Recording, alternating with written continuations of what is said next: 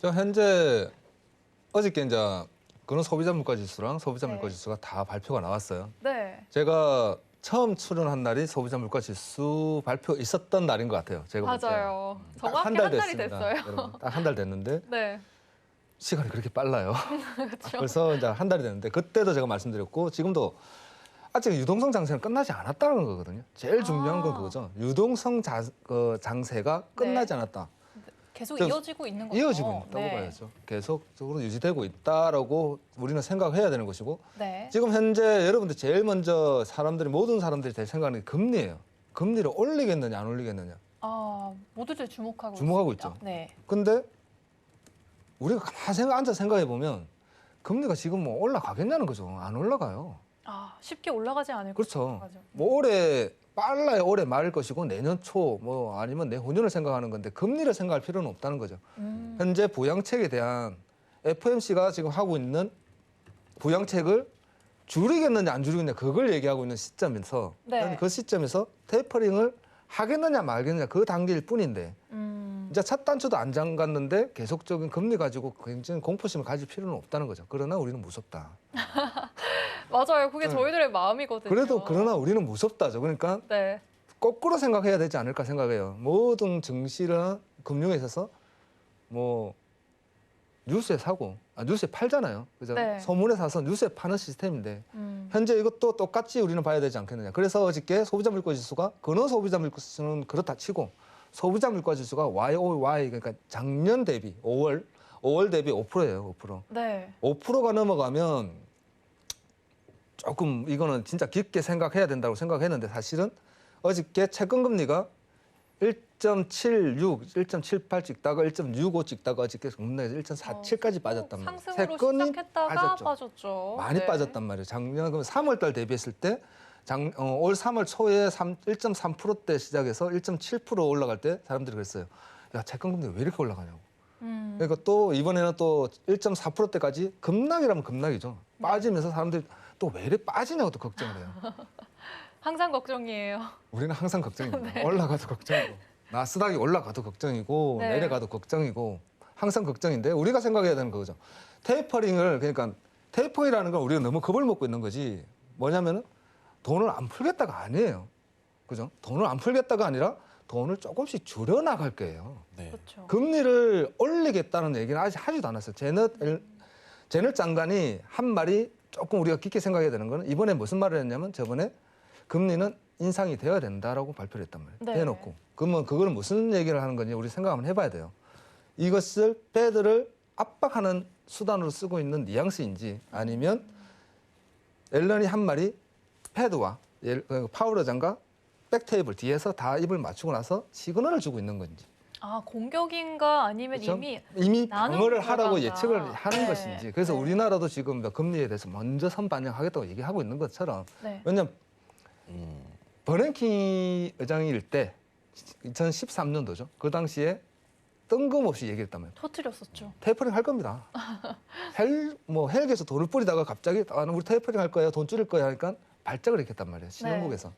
이번에는 그렇지 않겠다는 거죠. 왜? 우리는 경험이 있어. 우리는 이미 경험이 있기 때문에 테이퍼링에도 발작을 일으키지 않게 완화적으로 천천히 가겠다는 걸 지금 계속 얘기를 하고 있는 거예요. 일부러 약간 그렇죠. 그 언급을 하는 거라고. 언급을 보시면 계속 되죠. 던져주고 신호를 던져주고 준비하세요. 신흥국들 준비하세요. 그리고 뭘 얘기한다? 레버리지 올린 사람들 준비하라는 거죠. 증시는 그거잖아요. 지금 제일 고민하고 있는 게 네. 증시에서 우리가 고민하고 있는 거는 신흥국 발작이냐 아니면 레버리지가 높기 때문에 금융에서의 문제가 생기겠느냐를 지금 걱정하는 것이지 뭐 테이퍼링을 좀 줄인다고 해서 당장 우리한테 문제되는 건 없어요. 단지 우리는 금융을 하다 보니까 테이퍼링 한다는 것에서 공포가 오고 있는 거란 말이에요. 네. 우리는 솔직히 안 공포스럽잖아요. 빠지면 빠지는데 보면 되는데 레버리지 높은 사람이 문제인 거죠. 뭐 아킬레스건이라 그러면 딱 두 가지잖아요. 신흥국과 레버리지 높은 사람들이 파동이 어떻게 치겠느냐, 그게 어떻게 오겠느냐 그걸 생각하는 그 부분인데 지금 현재 근원 소비자 물가 지수가 발표가 나오고 채권 금리가 빠짐으로 해서 우리는 뭘 봤다? 지수가 상방으로 급등을 치는 걸 봤단 말이에요. 그렇다면 우리는 아직까지는 전체 시장은 아직까지는 유동성 장세가 끝나지 않았다. 그러면서 어저께 S&P 500이 신고가를 쳤단 말이에요. 네, 맞아요. 네, 그게 조금 우리가 봤을 때는 좀 깊게 생각해야 되고 아직까지는 너무 그렇게 공포까지는 느끼지 마. 제가 항상 얘기하잖아요. 공포를 느끼지 마세요. 아직은 아닙니다.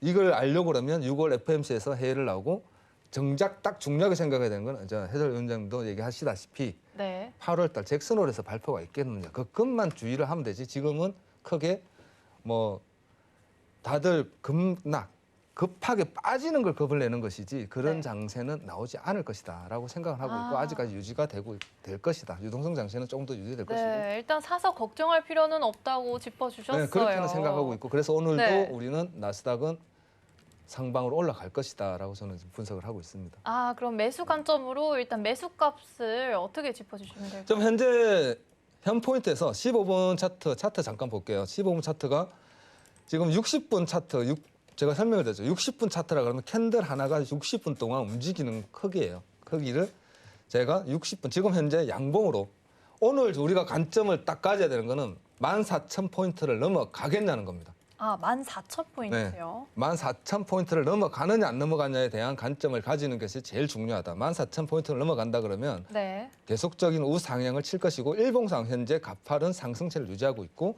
신고가가 14,064예요. 이게 이번 주 그러니까 오늘이죠. 네. 오늘 신고가를 치겠느냐를 우리는 좀 유심히 봐야 되지. 아, 현재 일봉이 좀 덧지라고 하는 거란 말이에요. 위 매수세와 매도세가 격렬하게 싸우고 있다. 그래서 오늘 하루 종일 행보를 쳤죠.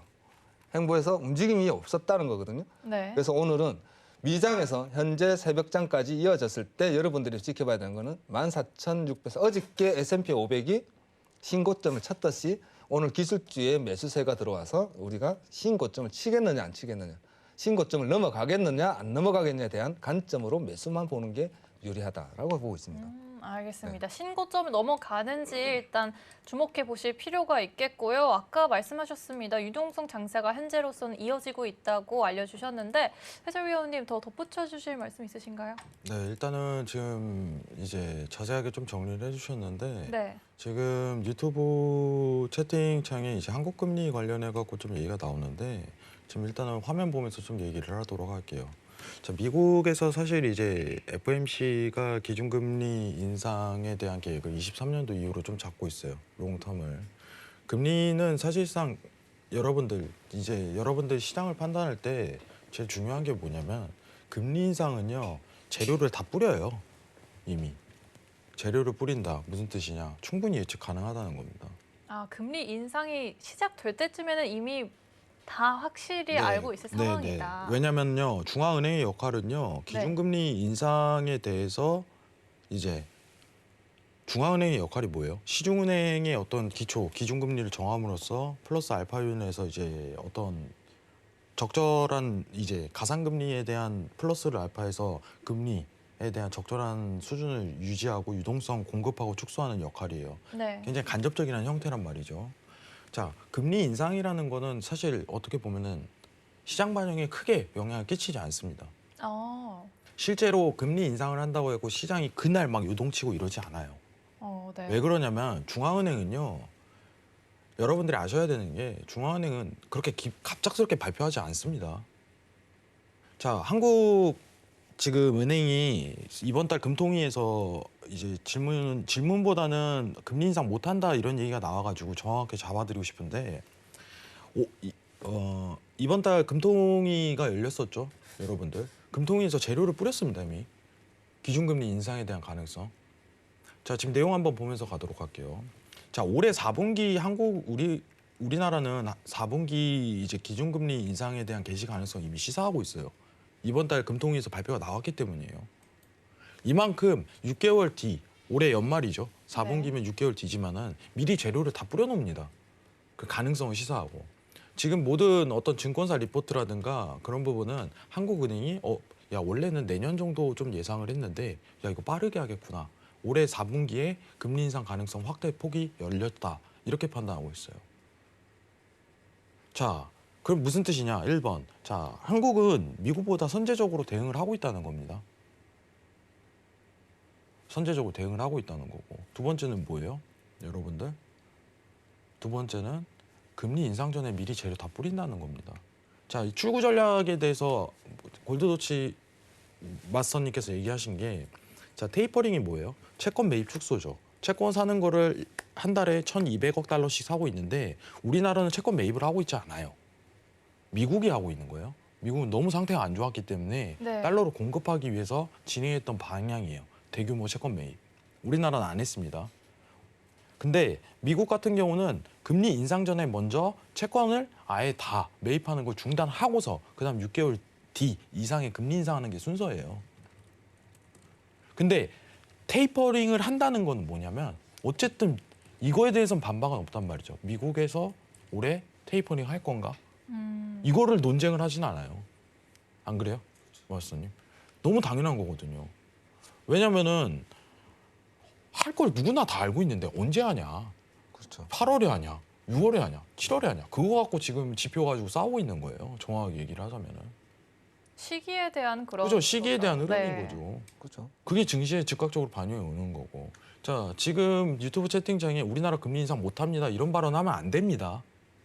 안 되는 거예요. 이미 금통위에서 발표가 재료를 뿌렸어요. 그 금통위에 대한 발표 내용을 한번 체크해 보시기 바랍니다. 지금 오히려 올해 말에 금리 인상을 선제적으로 더 빨리 진행할 수 있다 이런 얘기가 나오는 시기예요. 내년에 할까? 그거를 올해 말로 하는 시기를 논하고 있는데 채팅창에 이 얘기가 나왔어요. 금리 인상 못합니다. 그거 너무 섣부른 발언입니다.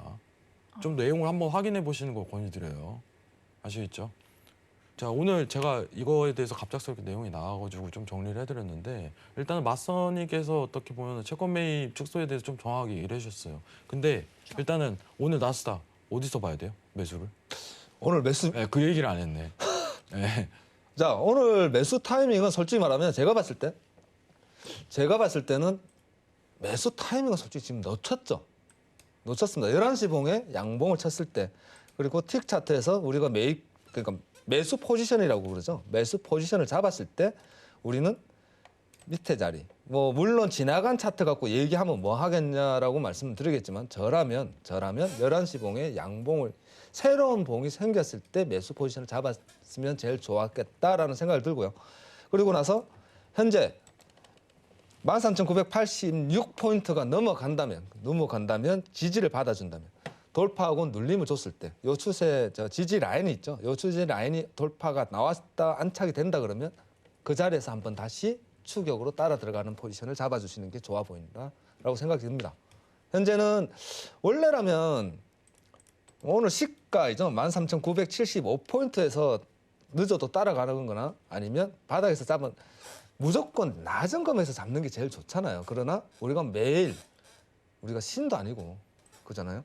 차트를 매일 보면서 그 현 시점에서 따라간다는 건 쉽지는 않습니다. 그렇다면 매입 포지션, 매수를 잡아가지고 우리가 따라 들어갈 포지션을 잡아준다 그러면은 최소한 넘어가야 되는 포지션, 내가 돌파가 나와서 현재 요 구간이 넘어가야 된다라고 봤을 때 어느 구간이겠느냐, 제일 넘어가기 힘든 구간이 어디겠느냐는 거죠. 매수를 13,986포인트가 넘어가기가 힘들었습니다. 현재 구간에서 계속적으로. 근데 요 구간을 넘어간다는 것은 그 위에 상위 구간을 다시 한 번 더 만들러 간다라고 우리 인지를 하는 거죠. 그렇다면은 제가 만일 여러분한테 인지 포인트를 드린다 그러면 13,986포인트가 넘어가는 것을 확인 후에 여러분들이 따라 들어가는 것을 권해드릴게요.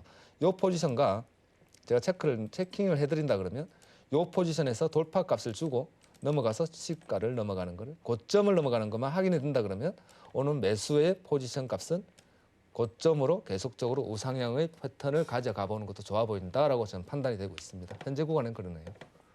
자, 추가적으로 지금 이제 나스닥이 사실 지금 14,000포인트를 달성을 하고 있는데 시청자분들이 제 궁금한 것만 좀 물어보도록 할게요. 네. 이거 신고점 갱신 가능한가요? 나스닥 지수? 제가 생각하는 그래요. 나스닥을 모든 차트를 봤을 때 뭐 상대적인 차트가 있잖아요. 네. 쉽게 얘기하면 저번에 한번 제가 설명드린 커플링과 디커플링을 본다. 네. 같이 가는 애들이 있고 반대로 가는 애들이 있다라고 보는데 저는 S&P 500과 나스닥은 같은 방향을 보더라고 저는 항상 얘기를 합니다. 같은 방향을 보고 있다라고 얘기를 하는데 현재 어제죠. 전일 S&P 500이 신고점을 쳤습니다. 쳐시고 나서 S&P 500이 하락을 주고 있지는 않다라는 거죠. 기다리고 있다고 저는 생각을 하거든요. 아, 그렇다면 S&P 500이 가고 있는 그 길을 나스닥도 따라갈 것이다. 곧 따라간다고 네. 보셨네요. 곧 따라갈 것이다. 그게 오늘이겠느냐 아니면 다음 주 초반이겠느냐. 음. 제가 어제 제가 이제 회원들하고 얘기를 하면서 고점을 넘길 겁니다. 오늘은 14,000포인트를 못 넘겨요. 못 넘깁니다. 조금 눌러줄 겁니다. 눌림을 줄 겁니다라고 제가 표현을 했거든요. 전일이요. 전이래요. 네. 어저께 이제 CPI 그러니까 소비자 물가 지수 나왔을 때 골드도 상방만 보고 나스닥도 상승만 봤단 말이에요. 봤는데 오늘은 여러분들이 차트를 봤을 때 굉장히 안정적으로 움직일 겁니다. 너무 안정적으로 움직였죠. 아예 안 움직이다시피 행보를 쳤는데 자 그렇다면 오늘은 행보를 쳐서 그 많은 매물대 지금 현재 고점에서 모여 있는 현재 구간에 모여 있는 차트의 이 매물대가 어디로 가겠냐가 제일 솔직히 매매하는 사람들은 트레이딩하는 사람들에서는 공포예요. 아, 네. 그날의 공포죠. 방향성을 저 많은 매물대가 어느 방향으로 튀어주겠느냐. 만일에 방향을 잡는다 그러면 우리는 어느 방향으로 잡아야 되겠느냐가 데일리 트레이딩 하면서는 제일 관점이란 말이에요. 그게 제일 중요하고. 그렇다면 한 방향을 잡아야 될 거 아니에요. 올라갈 수도 있고 내려갈 수도 있습니다. 그거는 누구나 하는 말이고 우리가 올라간다면 어느 조건을 봐야 되겠느냐는 거죠. 어떠한 조건이 갖췄을 때 이 현재 캔들이 상승으로 이 매물대를 가지고 솟구쳐 주겠느냐를 보는 거란 말이에요. 쉽게 데일리 트레이딩을 했을 때. 그래서 제가 보는 네. 데일리 트레이딩에서의 오늘 반등값은 고점을 넘어가기 위한 조건값은 13,986포인트를 안착했을 때, 아, 상회했을 때 네. 넘어가기 힘든 공간을 넘어갔으니 이제는 그러니까 제가 한 번씩 얘기를 해요. 포지션을 가졌는데 역사적으로 지금 뭐 틱 차트 그러니까 거래량 차트 그러니까 짧은 구간을 보는 거지만 만일 현재 차트가 일봉이나 아니면 주봉이다. 역사적으로 길었다는 거죠.